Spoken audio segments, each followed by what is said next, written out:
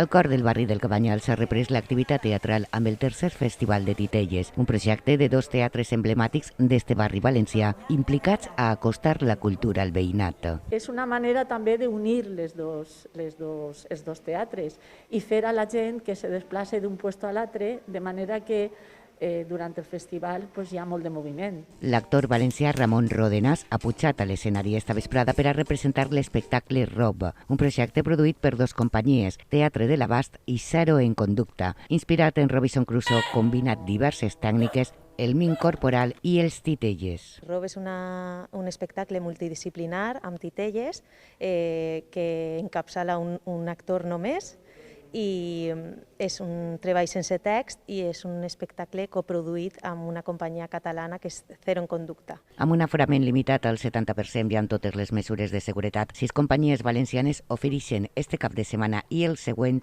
un atractiu programa teatral on els titelles faran gaudir el públic de totes les edats.